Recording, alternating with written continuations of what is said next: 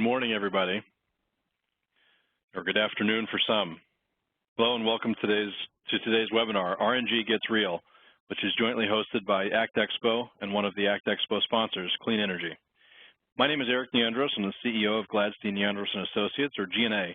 I'm excited to be leading the discussion today on renewable natural gas and the absolute revolution we've seen taking place in California and beyond. For those not familiar with my firm, G&A, we're a leading North American clean transportation and energy consulting company. And for the last 20 years, we've been working on a wide range of fleet operations and with industry participants and other stakeholders to advance the commercialization and use of a wide range of alternative fuels, including renewable natural gas. As part of these efforts, we've created and we've produced the Alternative Clean Transportation Expo, or ACT Expo, which is the largest clean fleet conference and expo, we believe, in the world. It represents all alternative fuels and efficiency improvement technologies across all vehicle weight classes. Today's webcast is part of an ongoing series of webinars that ACT Expo is providing to provide a small preview of the kind of programming that you can get at the 4-day event set to take place May 4th through the 7th in Dallas, Texas. As you're going to hear on today's call, there are some absolutely incredible advancements being made in the world of renewable natural gas. And while renewable natural gas has been somewhat of a niche idea or a small product over the last decade or so, the progress we've seen in just the last couple of years has been incredible. The distribution and use of renewable natural gas in California and some other places is taking place on an absolutely incredible scale. And as the title of this webinar suggests, it's very real. The developments, the progress that we've seen are significant and extremely noteworthy, especially here in the state of California. It's also important to recognize, and as we'll talk about on today's webinar, that these developments have not happened by accident. They're a direct result of some very progressive policies, such as the California Low Carbon Fuel Standard. It's only through these kinds of programs and policies and incentives programs that we've been able to make this market work and to make the market for renewable natural gas proliferate on the scale that it has. Let me just take a quick moment to thank one of our ACT Expo sponsors, Clean Energy Fuels, and their sister company, Clean Energy Renewable Fuels. Clean Energy Renewable Fuels produces and distributes REDEEM, a renewable, ultra-low emission vehicle fuel. Clean Energy Renewable Fuels was one of the first companies to invest in biomethane production as a source of pipeline quality renewable natural gas, or RNG. RNG is the only commercially available alternative fuel that can reduce greenhouse gas emissions by up to 90%. While meeting 100% of the fueling requirements of a large 18-wheeler tractor-trailer and at a cost substantially lower than diesel. Clean Energy Renewable Fuels is a real leader in this space, and it's an honor to have with us here today the president of the company, Harrison Clay. Harrison's going to give us an in-depth look at their operations and what they've been doing to advance this market. In his role as president of Clean Energy Renewable Fuels, Harrison leads the efforts to produce and sell RNG derived from anaerobic decomposition of organic waste. Clean Energy entered the biomethane production business with the acquisition of a landfill processing facility in Dallas, Texas, called the McComas Bluff Landfill, in 2008. This grew to be one of the largest of its kind in the world, and we'll hear more about it on today's webinar. I'm also thrilled to have with us Paul Rellis, the Senior Vice President of CR&R Environmental Services. Paul is one of the most seasoned industry veterans in this field. Over the last several years, he's led CR&R's efforts to identify and implement an appropriate digester technology for their company. And CR&R, they're one of California's most experienced and largest privately held waste and recycling companies. Paul's been a longtime leader in this industry, and as we'll hear about, has really spearheaded the effort to develop one of the largest anaerobic digestion facilities in North America, which will transform waste into a fuel source. Now, before we get started, just a few housekeeping items to go over. Number one, if you have questions that come up during the webinar, we encourage you to submit them in the Q&A box located in the lower right-hand corner of the screen. We're going to answer as many questions as we can following the presentations. Feel free to submit them anytime, and we'll add them to the queue as they come in. Number two, a full recording of today's webinar will be available for download on the ACT Expo event website. You'll receive an email with a link to the recording as a follow-up to today's webinar. Number three, if we could, ask at the end of the webinar, if you wouldn't mind just taking a quick 15 to 30 seconds to fill out a couple of short questions. We really want your feedback so that we can continue to improve these webinars going forward. Lastly, if there's any technical issues that come up during the webinar, please feel free to contact Grace Jamison in our office at 310-573-8567, or you can see her email on the screen, grace.jamison@gladstein.org. So without further ado, we'll get started, and I'll hand it over to Harrison Clay to get us started. Harrison, take it away. Thanks, Eric, and thank you all for joining us today. I'm Harrison Clay, as Eric said, the President of Clean Energy Renewable Fuels. We are a wholly owned subsidiary of Clean Energy Fuels Corp., a publicly traded company dedicated to LNG and CNG, liquefied natural gas and compressed natural gas fueling, primarily for fleets. And in our renewable fuels subsidiary, we produce, market, and distribute renewable natural gas. We got into this business about 6 years ago, as Eric described, with the acquisition of the McComas Bluff landfill gas processing plant located outside of Dallas, Texas, which you see pictured in that slide. We have since then built 2 additional facilities and also have heavily invested in building out infrastructure to deliver renewable natural gas to the vehicle fuel market from third-party producers. Last year, or actually 2013, we launched our branded biomethane vehicle fuel. We sold our first biomethane into the vehicle fuel space in 2013. And we launched a branded biomethane vehicle fuel, which we call Redeem. The Redeem marketing and sales program is really designed to ensure that our fleet customers, as well as their own constituents, their ridership, their customers, understand and can easily see the investment that they've made in sustainable fueling and sustainable fleet fueling. Why are we such big believers in biomethane for vehicle fuel? Well, biomethane is a really incredible energy resource when you get it into the gas grid, because you can use it in so many different ways. You can put it directly into homes or use it directly for heating. You can use it to generate electricity by sending it to a combined cycle or any kind of natural gas-fired power generation equipment. And, of course, you can also deliver it through the pipeline to vehicles that run on conventional natural gas. And biomethane is a perfect drop-in fuel. It's a complete displacement, one-for-one, without any sacrifice of performance in the vehicle. So we have an alternative fuel, perfect drop-in substitute for fossil fuel natural gas that's derived from our waste streams. It reduces greenhouse gas emissions by the greatest degree of any alternative fuel that you can put in an 18-wheeler and meet all of its fuel requirements. We have a very robust natural gas distribution system in the U.S. Here at Clean Energy, we've spent 18 years building out the delivery for CNG and LNG off that existing distribution system, and we can use that to get biomethane from where it's produced at landfills, on farms, at wastewater treatment plants, out to the customers where they are already fueling. And, of course, it's renewable. We'll have biomethane as long as we have significant organic waste streams. It is a distributed energy resource anywhere where there's people or agricultural operations. You typically see the scale of organic waste production that can lead to successful biomethane production, so we don't have to just rely on resources that are available in certain limited locations. We have this everywhere. Anywhere and everywhere where there's people, there's likely to be good projects that you can develop for production of biomethane.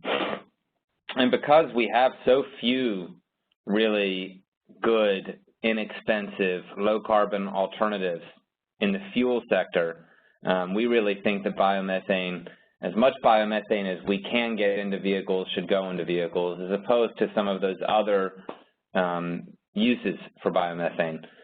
When you look at the alternative fuels landscape, there really isn't any other alternative fuel that's commercially available in large scale that can meet 100% of the fueling requirements of an 18-wheeler, get a 90% greenhouse gas emission reduction, and be sold at a price that's less than the price of diesel or gasoline.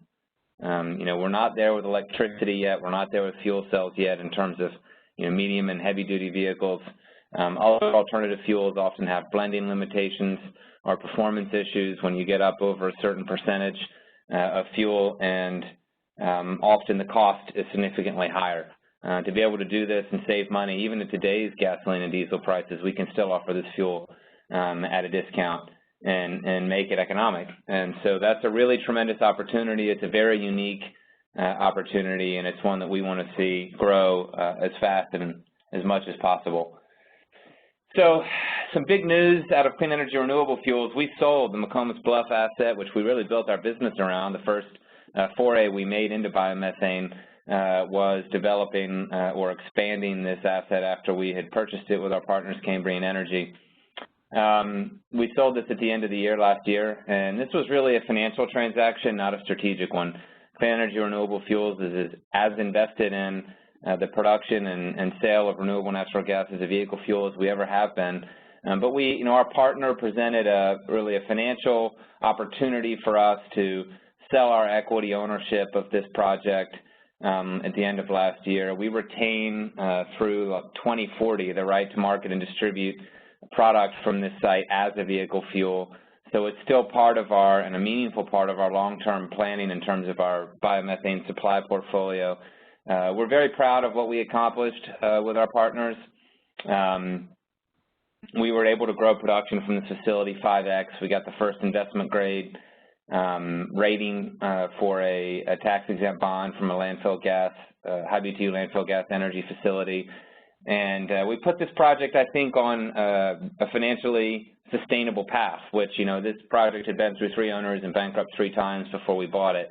And we were able to turn it into something that I think is quite viable and a great example of what can be accomplished with biomethane production and the kind of financial benefits that can flow from investing in this space. We built a second facility outside of Detroit at the Sauk Trail Hills landfill, owned by our partner there, Republic Services, a large refuse company. We have a water wash cleanup system here for processing the gas. This was actually the very first gas that we turned into Redeem. It came from this site, the Sauk Trail Hills landfill. We put it into the grid. We moved it to our LNG plant in Boron, California, liquefied it, and delivered it to our fleet fueling customers as bio-LNG here in California. This plant has 4.6 million cubic feet a day of processing capacity, and at full capacity should produce around 20,000 gasoline gallon equivalents a day of ultra-low carbon Redeem that we can use in our CNG and LNG stations. We also built a third facility, which we launched last year at the North Shelby landfill outside of Memphis, Tennessee. Again, this is another Republic Services site. You see a overhead shot of the plant there in the slide. It's a slightly smaller plant. At outset, it's got 4 million cubic feet a day of capacity. 14,000 gasoline gallon equivalents a day of output is what we anticipate from this facility in the near term. However, this is a very large landfill and one which we expect to see grow in terms of organic waste receipts over the coming decades, and we'll see increasing volumes of Redeem being produced that are derived from this facility and its production over the coming years. We also have built out our network, our biomethane supply portfolio to incorporate sites built, owned, and operated by third parties. We realized that clean energy's vehicle fuel cells and vehicle fuel delivery infrastructure has a lot of headroom. We can take a lot more biomethane than we can produce from the facilities we've built, owned, and operated, or even the ones that we have in our own production pipeline. Because we will continue to invest in and build out new production facilities. But the opportunity to sell the vehicle fuel is much greater than we could really tackle on our own in terms of the production side of the equation. So there are a lot of really good companies out there that are well-financed and are building out biomethane production facilities and projects all across the U.S. And we have the largest vehicle fuel infrastructure for delivering that product as LNG or CNG vehicle fuel. So we have started, beginning last year, late 2013, arranging to market and distribute third-party products through Clean Energy's vehicle fuel network as Redeem. This has led to a portfolio today of over a dozen sites owned by third parties from which we can pull biomethane that we move through the interstate pipeline system to clean energy fueling stations and then sell as Redeem CNG or LNG. So this is really exciting for us. It's enabled us to grow the volumes of renewable natural gas being delivered to the vehicle fuel marketplace very significantly over the last couple of years, and should continue to mean that we can get, we can increase our volume of sales by many multiples while we're on a much more steady curve in terms of increasing our own production portfolio resources. So what's the catch? We have a tremendous environmentally friendly alternative fuel that is cheaper than gasoline and diesel. Why aren't we using it everywhere all the time? Well, hopefully we will be using it in a lot more places and a lot more frequently in the coming years. However, there are substantial challenges in this space, particularly on the production side, challenges we know well because we're heavily invested in the production side. And really these challenges stem from the fact that the cost of production of renewable natural gas from a landfill, an on-farm digester, a wastewater treatment plant, the cost of production exceed the price of natural gas in the grid, derived from fossil fuel or from conventional natural gas resources. So you see in this slide I have here a 5-year trend of natural gas spot pricing versus RNG production cost. And we're looking at an RNG production cost anywhere from the high 5s to the $12 range, which we've seen, the low end represents kind of large-scale landfill gas to high BTU projects where you have larger scale, you're able to get, lower cost of production. Smaller on-farm projects or wastewater treatment plant projects, we see primarily as a function of scale that the production cost per MMBTU is higher, as much as $12 per MMBTU. And the blue line reflects the 5-year natural gas spot pricing. So you see, as a result of the very, very successful and laudable efforts of the E&P companies to produce increasing quantities of natural gas here in the U.S., the price of natural gas has dropped to historic lows and stayed at historic lows. And pretty much everybody I know in the energy space believes it will stay at very low prices given the tremendous increase in available reserves we've seen in the U.S. over the last decade. So if you look at this slide, you'll see our production costs are obviously higher than the price of conventional natural gas. Producing something at a higher price than what you can sell it for is obviously not a recipe for success in business. So how do we make this work? Well, fortunately, we have a number of tools at our disposal to make renewable natural gas production and sale economic and a viable business. And those tools really fall into the category of environmental commodities or sustainability premium pricing that we can obtain on the fuel when we sell it into the vehicle fuel market. So you'll see on this slide, we see the cost of production, average cost of production versus your natural gas price. Obviously, you've got a delta there. You got to make up that delta and then some to make this an economically viable business to ensure that your revenues exceed your expenses, the first formula for success in business. And we do that through what we call a green premium. And when you can put that into your sale price or value received for the renewable natural gas on a per MMBTU basis, you can make it a profitable endeavor. So the renewable fuel standard is probably the biggest piece of what we can use to get that green premium. That's a federal program. We generate credits called RINs, which we can sell to large fossil fuel, basically petroleum fuel sellers in the United States.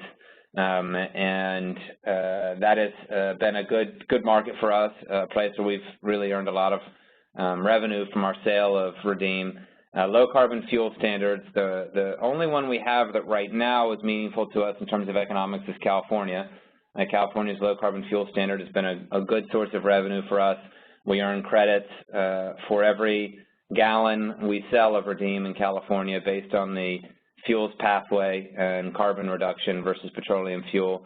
And then, of course, we have corporate sustainability. We have, the vast majority of the Fortune 100 or 500 companies have invested in or proclaimed their intent to reduce their carbon footprint, improve the sustainability of their operations. And when you have a fuel like Redeem, you can help those customers achieve their sustainability goals, and that provides a means of capturing additional economics on the sale of the fuel. So the Renewable Fuel Standard, I mentioned the federal program. In this slide, you see this program. It essentially acts like a renewable portfolio standard, the way that the RPS works in California or in many states for electricity. It essentially mandates that the petroleum fuel sellers in the United States sell an increasing quantity of renewable fuel as a percentage of their total sales, or they're required to buy credits from alternative fuel producers who do sell that fuel. And so over time, the total quantity of renewable fuel that must be sold increases under the regulation. Today, biomethane vehicle fuel qualifies, all the fuel we sell and produce qualifies actually in the cellulosic biofuel category. That was a big change last year. Up until last year, it had just been an advanced biofuel, and now it's in the cellulosic category, which, as you'll see in this slide, is actually where the largest increase in total anticipated renewable fuel volumes comes from under the regulation, which is a good thing for us. That's a bullish signal, I guess, for the production and sale of biomethane as a vehicle fuel, because there's going to be increasing quantities of cellulosic biofuel required to be produced to meet the regulations requirements in the coming years.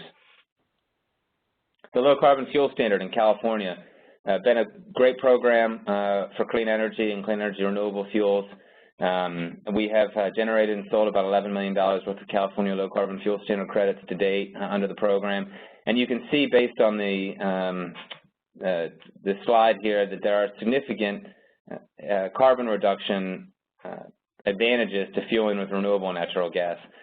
Conventional natural gas gives a carbon benefit. You go down from 95 grams of megajoule equivalent down to 68 grams of carbon per megajoule equivalent with compressed natural gas vehicle fuel from conventional resources. We have pathways when we go to CNG from landfill gas that goes as low as 13 grams per megajoule equivalent.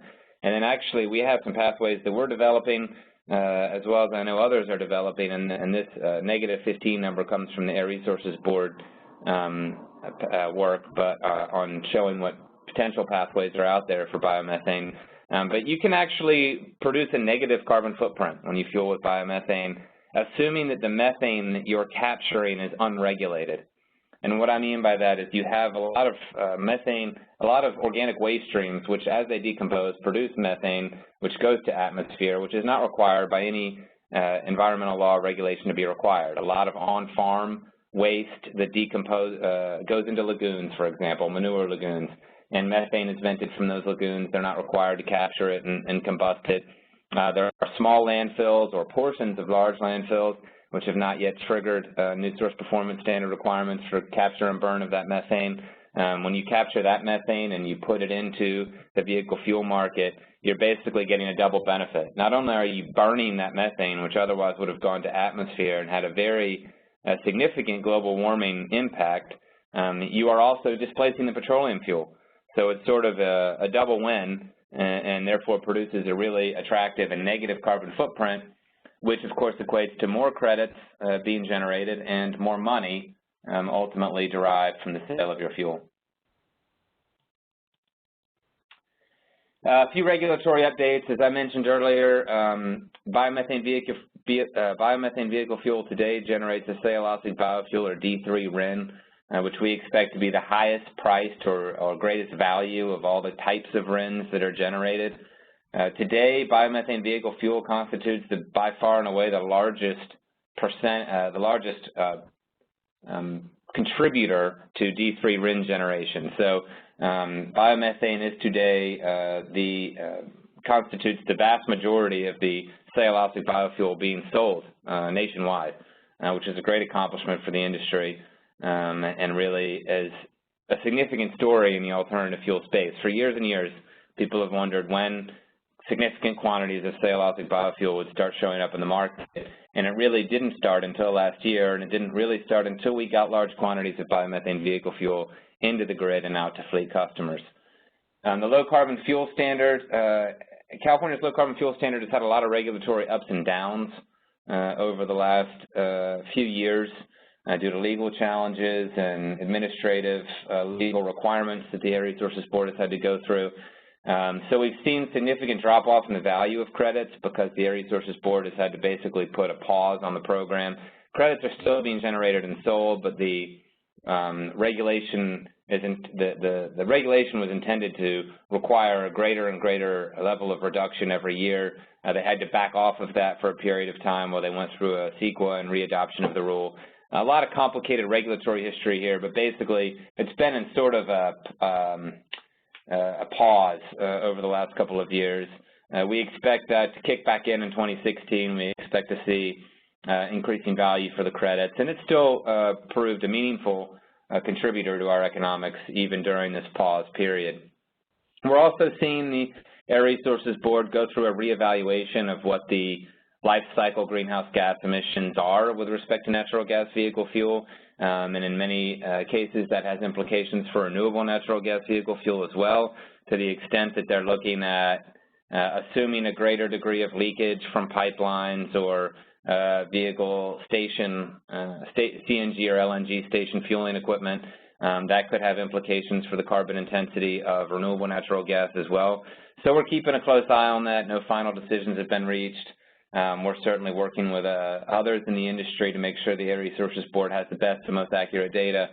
And from my personal perspective, I'm really hoping that they'll keep carbon intensity ratings the same unless they have really overwhelming evidence that they need to change them, because one thing we don't need under this regulation is a constant reevaluation and reassessment of what the carbon intensity rating is, since people are making investment decisions, long-term investment decisions based on those numbers. We also have fuels under the cap, so all transportation fuel sold in California is regulated under AB 32 as well. This is distinct and different from the low carbon fuel standard, regulates the supply chain for vehicle fuel in the state of California, and the implication here really, biofuels are exempt, but there is an implication in that diesel and gasoline may become over time more expensive, whereas biofuels would not. So the economic advantages of fuel regime may increase as a result of the regulation of fossil fuels under the AB 32 cap and trade program. And then we have to see, based on what CNG and LNG's carbon intensity ratings ultimately are determined to be, where they fit in under this cap and trade program. So we're keeping a close eye on that as well. And some other good news, bullish for REDEEM and for biomethane vehicle fuel in general. Oregon and Washington are in the process of adopting low carbon fuel standards that we hope will be very similar to California's. So who's fueling with REDEEM today? Well, not all these guys on this truck. We hope that soon all of them will be. These are examples of companies that have sustainability programs, aggressive carbon reduction goals, or sustainability programs. They're the kind of customers that we expect should and will be interested in fueling with REDEEM. At the front of the truck on the cab there, you'll see two of our customers that are fueling with REDEEM today. Atlas Disposal was our first REDEEM customer, also the first company to produce biomethane vehicle fuel in California, which they put into their vehicles from their own project, which is really a great example of what can be done with organic waste streams to produce vehicle fuel. They do a direct vehicle fueling project there, and we built the station. And we also supply them REDEEM because they have variable production from their digester, and they have constant fuel requirements. When they need additional fuel, we're able to provide them a renewable fuel to supplement their own fuel that they're producing from their digester there. So a great story, a great customer, something we're really proud to be associated with. And CR&R is another clean energy customer who we are also providing REDEEM to through the pipe, and they're also building their own fuel production facility, which I know Paul is going to talk about, which is a great story. And but we'll be able to, as we do with Atlas Disposal, supplement their own fuel production with additional renewable fuel. So why REDEEM? I think I hit all these points. Cleaner, it's cost efficient, it's renewable, it's domestic, it's distributed, it's derived from organic waste. really, I like to say, why not redeem? I can't think of any good reasons why we shouldn't be doing more and more of it. And with that, I will wrap it up and turn it back over to our moderator and look forward to hearing Paul. Terrific. Thanks, Harrison. Great presentation. A lot of really good questions have come in, but we're going to hold those to the end so that we can get through with Paul's presentation. Before we move to Paul, I want to just quickly remind everyone to keep submitting your questions in the Q&A box at the bottom right-hand corner of the screen, and we'll go through them here at the end. So next up, we have from CR&R, their Senior Vice President, Paul Rellis.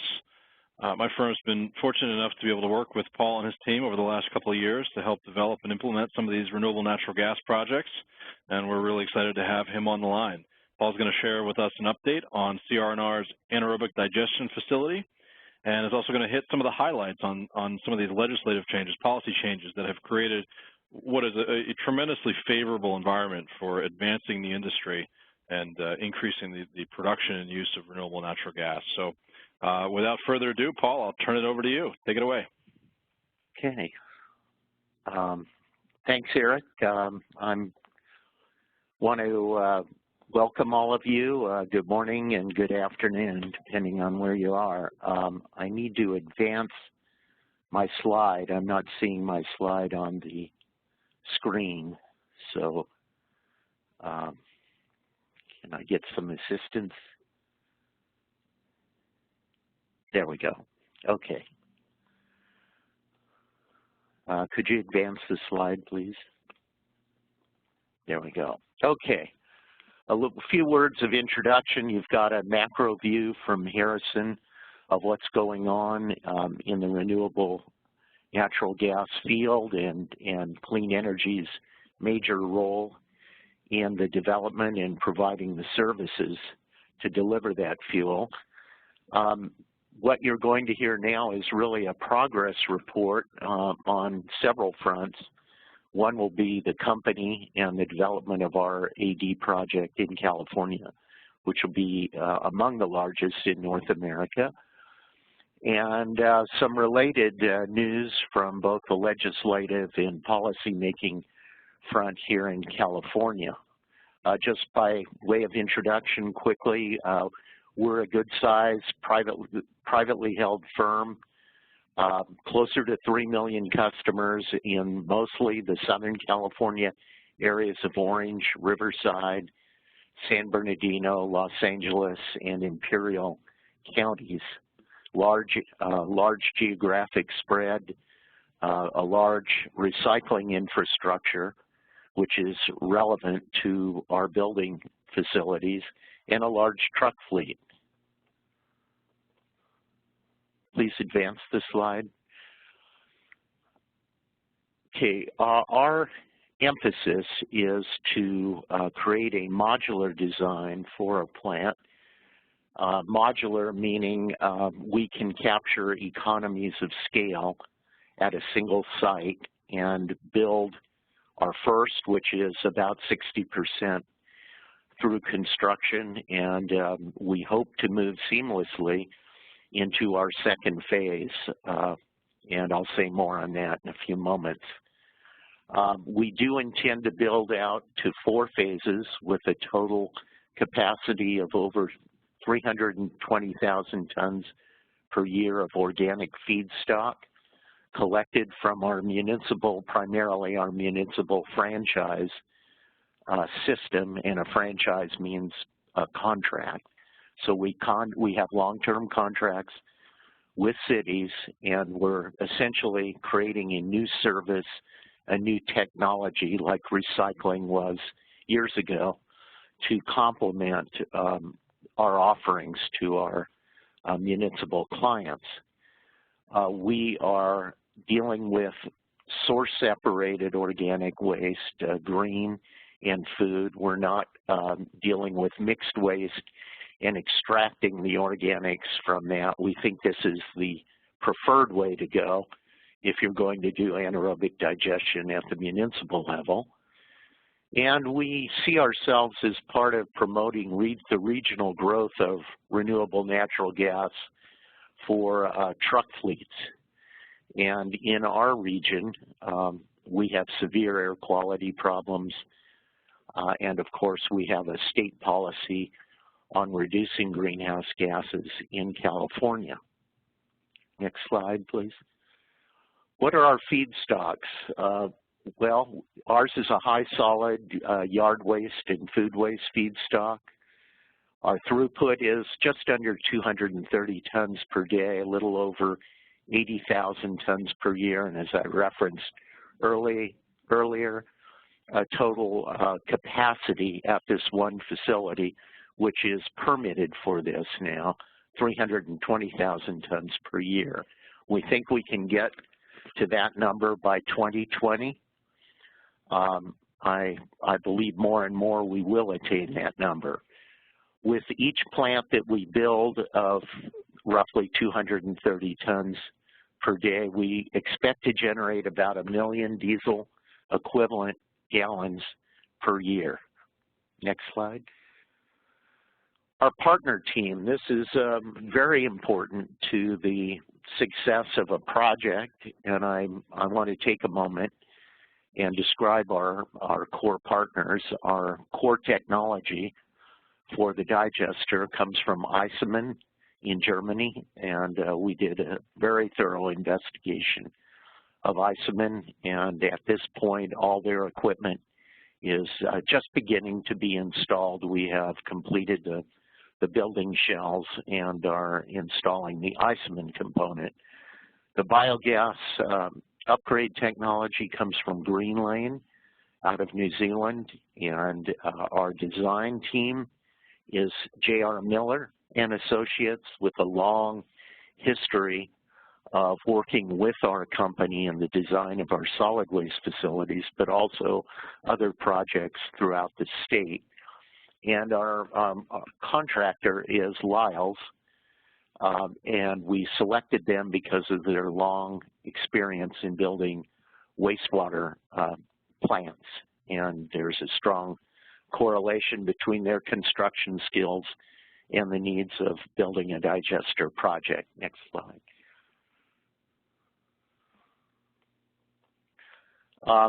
Project siting and permitting is, of course, a big concern typically for a project like ours. This gives you an overview. The red area, the red circle, is where the project is being developed now. It looks kind of like a hodgepodge of, it's an industrial site. We have a 52-acre site, very large, and each component is only about an acre in size, so it appears like a small circle on the site. It's in the city of Paris in Riverside, California. It's a small city, very positive about our project. So permitting for us, I can say, has been a real pleasure compared to many of the permitting nightmares that are associated with projects like this. Next slide, please. Okay, a quick walkthrough of our project schematic. For those familiar with AD projects, this is going to be very elementary, and I will only take a few moments here. We have our trucks come in, and in our case, we'll initially receive material generated in Orange County, and we will ship that green waste, source separated in food, to Riverside County, about 50-mile distance.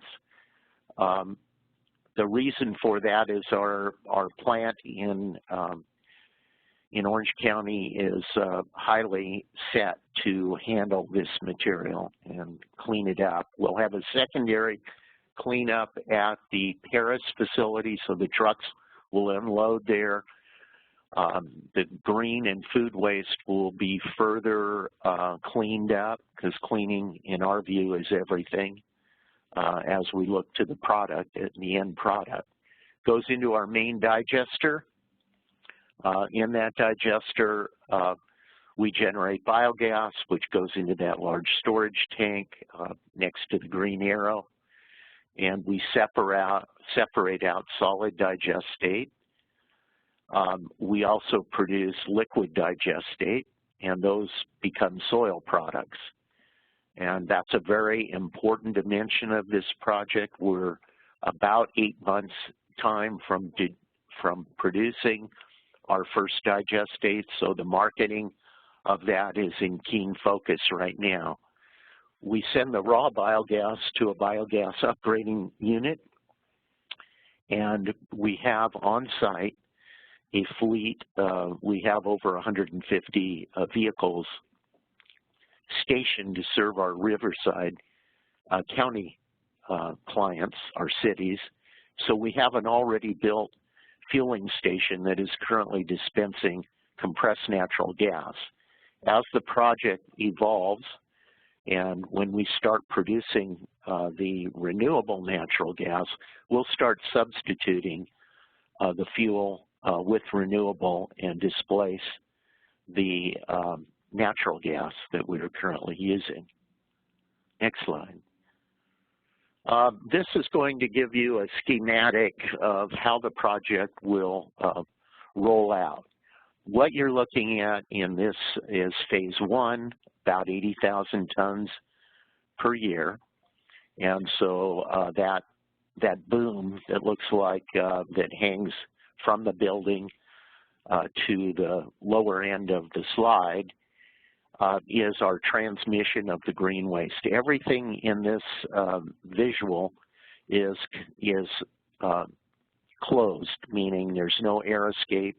It's all internalized. In fact, it's largely automated. So it goes into a feeder hopper, and we have contained within one digester, one building, are in essence 4 separate units, so we can mix and match feedstocks in our production. So we can take everything from all green to food with green and in various percentages.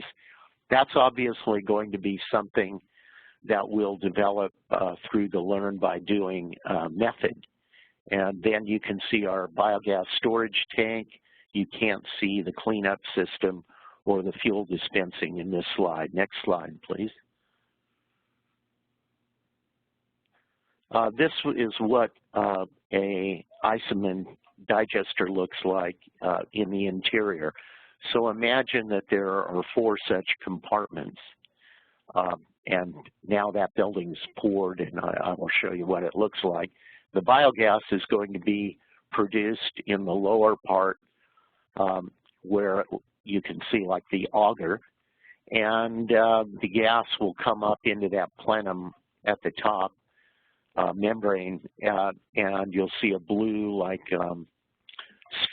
semisphere, not quite a semisphere, and the gas is pulled out and transmitted to the biogas storage tank from the digester. Next slide, please. So I mentioned what are the project metrics that we're looking at here, and they are as follows. We'll produce about 1 million diesel equivalent gallons per year. Again, an estimate. We're not operating, so I can't confirm this as yet, but that's what our pro forma is based on, with the objective of producing about 4 million diesel gallon equivalents at this site. We'll achieve about 13,000 metric tons of greenhouse gas emission reductions. Earlier it was stated by Harrison that this is carbon negative fuel. I believe I've heard, Harrison, that the Air Board may be actually putting the number more at minus, we'd be at 35 minus, not the, I think the 15 we are, but I haven't confirmed that. We'll get over 60 tons of NOx emission reductions. That's important in Southern California because it's smog producing, and about 1.2 tons of particulate matter reduction.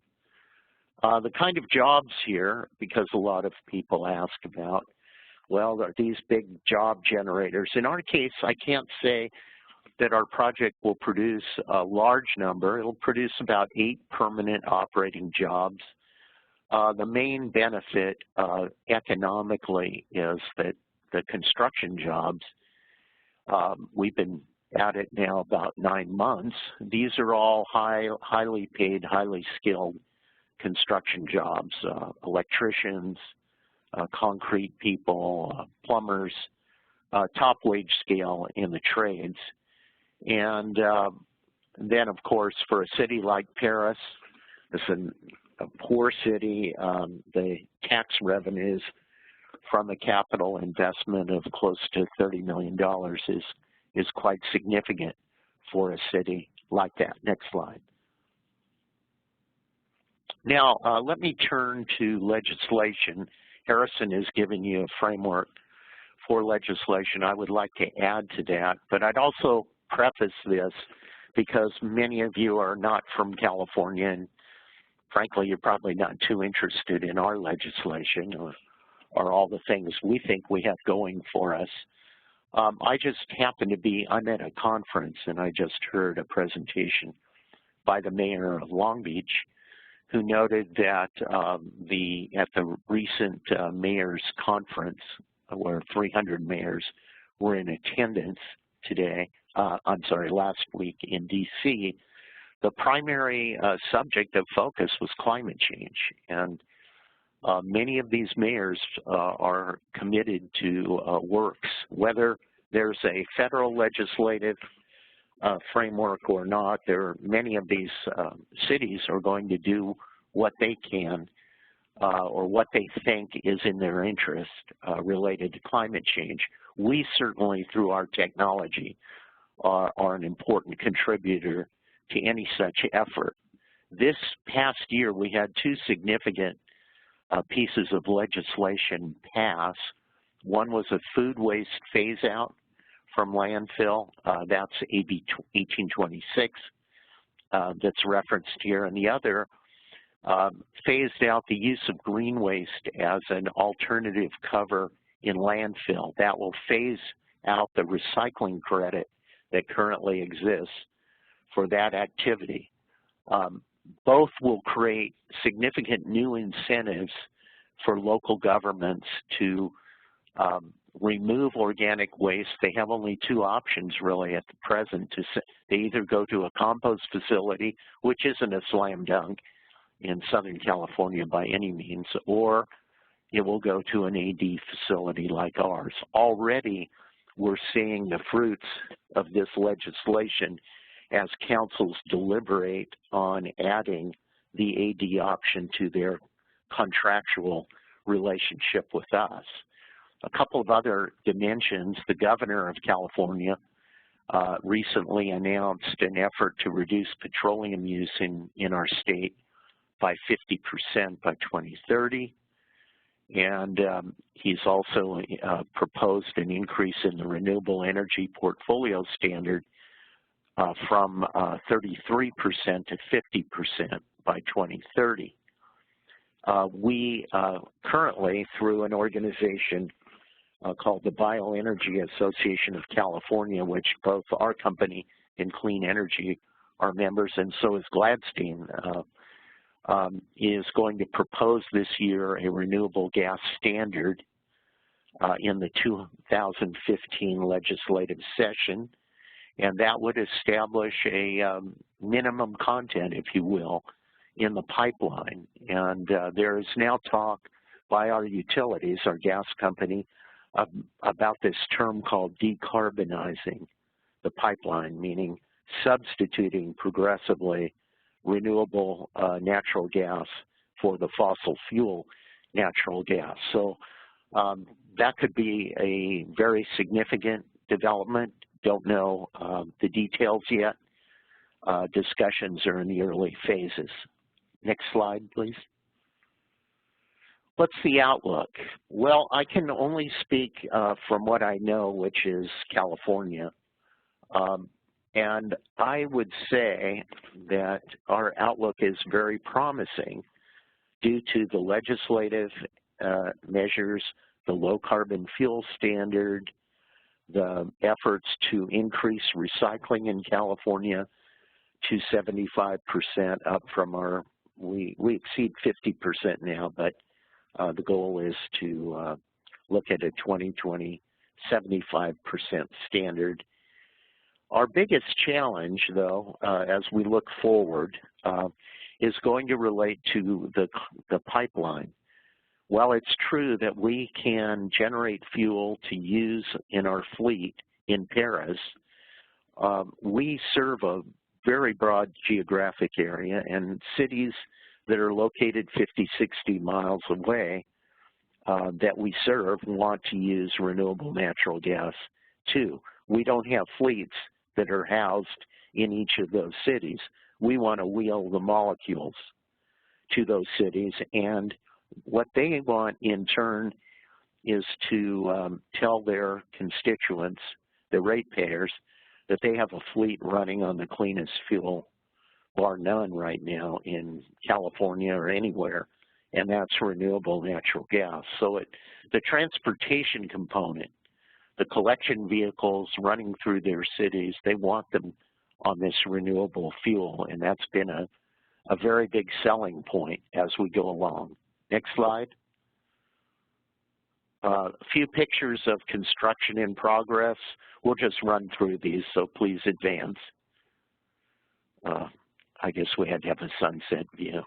And here is our plant as it currently looks in terms of the digester to the rear is poured and the storage tank is poured. So now we begin to install the mechanical components with a completion date late summer, early fall. Last couple of slides. Thank you, and I want to acknowledge a couple of parties. The California Energy Commission made us a grant several years ago of $4.52 million. I'm pleased to announce that we have received a $3 million grant just a few months ago from Cal Recycle, which is the waste recycling agency in California, and that's $3 million of carbon trading funds. So the carbon trading system is now kicking off money to fund projects like ours. So we're very happy about that, obviously. And I think I have one more slide, if I'm not mistaken. Yeah. No. I just wanted to close by saying I'm a member of our association in California. I'm a board member of the American Biogas Council. It's very important, state and nationwide, that we have strong industry associations to promote our case. So I would urge you to, if you're outside of California, look into the American Biogas Council and consider joining. That completes my presentation. Terrific. Thanks, Paul. Very exciting to see some of the pictures there and hear everything else that you talked about. So thank you for joining us here today. So we have a few minutes left for questions, probably not enough to get through all of them. We have probably 24 questions that have come in and some good ones here. So I'm going to just start at the top, which is actually a question of my own. Harrison, for you, when we first advertised this webinar, we, I think, put in some of the material that 100% or nearly 100% of the fuel that Clean Energy is supplying in California is renewable, and we got a few responses back, one of which said, that's just not possible, that can't be true. So I was wondering if you could just speak to this a little bit more and talk about what's really happening here on the ground in California with renewable natural gas, and also put it in context for us as far as what does that mean, what is the size of the California market for you all compared to the rest of the country? How significant is this?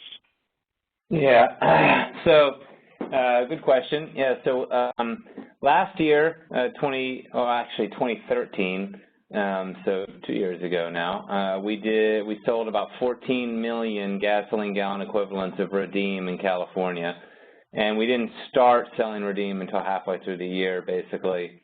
In 2014, we sold about 21 million gasoline gallon equivalents of Redeem, again, all in California. And this year, we're projecting to at least double that. And all of the, well, virtually all, I mean, there's balancing, obviously. We have variable production and variable consumption on our infrastructure. So some days you might get more biomethane than you sell vehicle fuel. Some days you're going to sell more vehicle fuel than biomethane. And we balance things on the natural gas grid.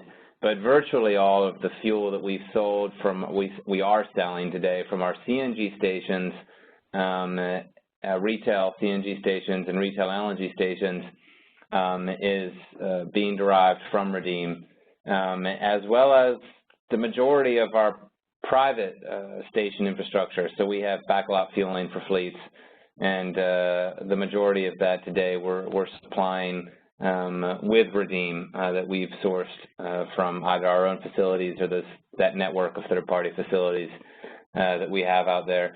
California has always been a really great market for clean energy due to its progressive environmental policies, and I think it will continue to be so. We have prioritized California because of the low carbon fuel standard and the availability of those credits. I expect that we will stay at or close to 100% of our California fuel sales being Redeem for the foreseeable future. And really what we're looking at right now is expanding outside of the state. So we have some interesting and good opportunities underway in Washington State, in Oregon, and some other spots where there is no low carbon fuel standard, but we have customers that have specific requirements for carbon reduction or sustainability. So we're looking to, be as much of the total fuel supply that clean energy sells as we possibly can be, and I expect that we'll be able to be a significant percentage for the foreseeable future. Excellent, very exciting stuff. A question: you had mentioned the sort of quote-unquote drop-in. When you say drop-in, does that mean that biomethane can just simply be added to the current natural gas infrastructure, similar to solar panels adding electricity to the grid? Precisely. What we put into the grid is completely fungible with conventional natural gas. So if your vehicle runs on natural gas, I drive a Honda Civic GX, runs on natural gas, I can fuel with Redeem, 100%, no change in the performance of my vehicle whatsoever. Excellent. You had also mentioned 90% greenhouse gas emission reductions. Can you speak to where does that number come from? Is that a well-to-wheels assumption? And what's the baseline? Are you comparing that against diesel, CNG, and what's the source? Yeah, so that 90% number is a full life cycle analysis. It's based on a pathway that we have with the Air Resources Board for a landfill located in the Pacific Northwest, where we buy the biomethane, or buy the biomethane injected into the grid, that is injected into the grid, and sell it as CNG in California. So we have a pathway, and this is a pretty rigorous process that you go through with independent engineering analysis of the production of your fuel, the transportation of your fuel, the compression and the sale of the fuel, and it's 90% versus diesel, which is the baseline, ultra low sulfur diesel, which is the baseline under the LCFS.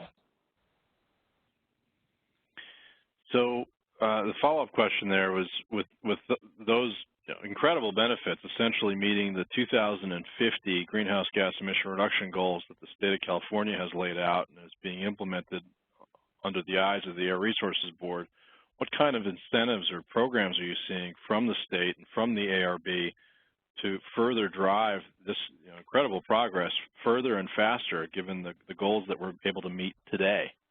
Well, outside of the low carbon fuel standard, there's been AB 118, which provides, opportunities for grant funding of biomethane vehicle fuel projects in the state of California on an annual basis. The funds under that have been somewhat limited.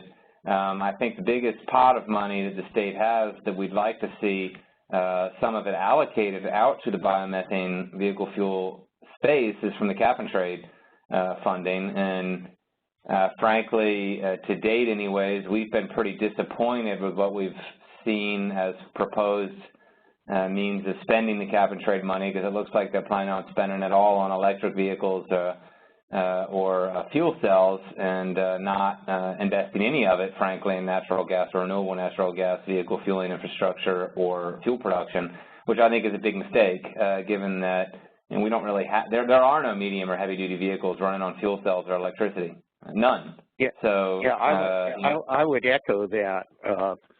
We are, at the moment, the airport will meet next Friday and hear testimony from companies like ours about the degree of disappointment that exists out there. Their objective is supposedly to reduce greenhouse gas emissions primarily and near term, and we as an industry offer the very best path, cost-effective path for doing that. So we have a bit of a disconnect that we're trying to overcome right now.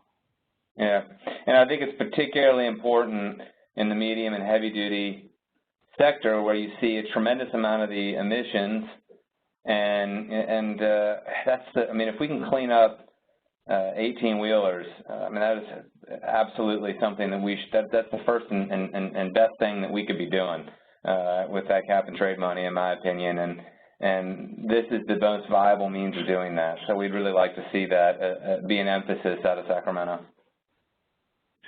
Paul, a follow-up question for you. We've heard the information from Harrison on just amazing, hundreds, if not thousands of vehicles running on renewable natural gas every single day in California, just, you know, almost beyond belief.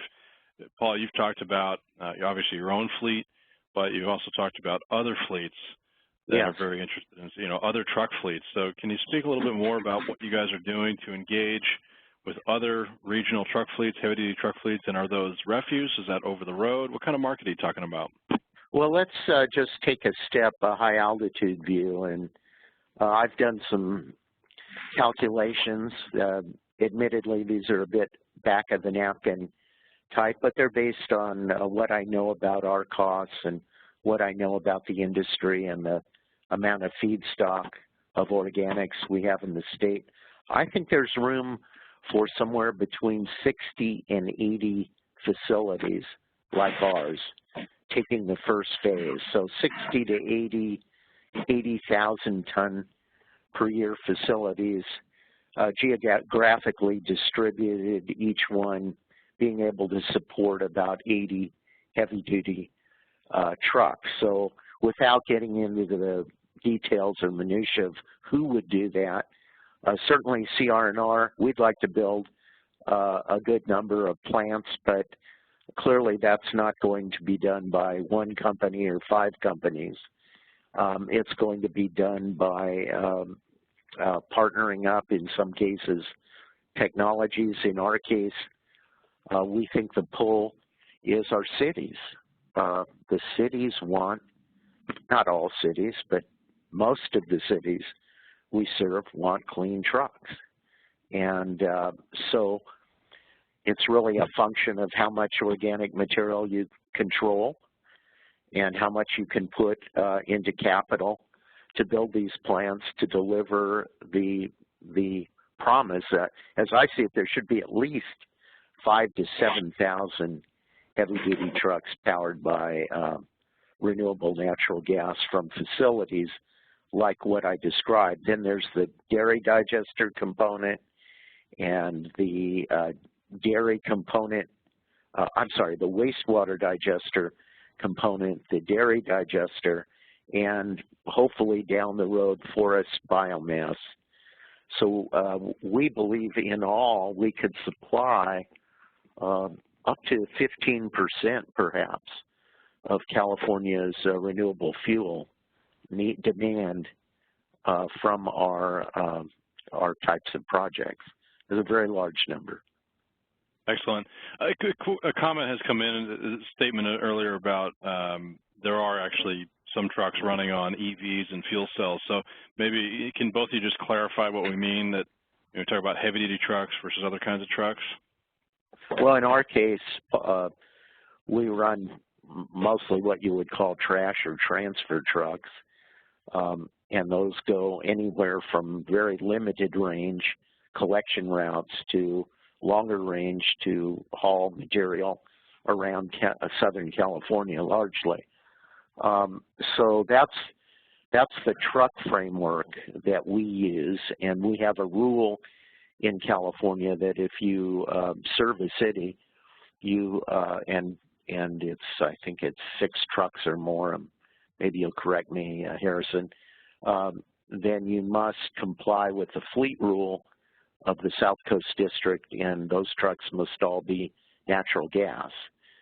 They're not required to be renewable natural gas yet, but the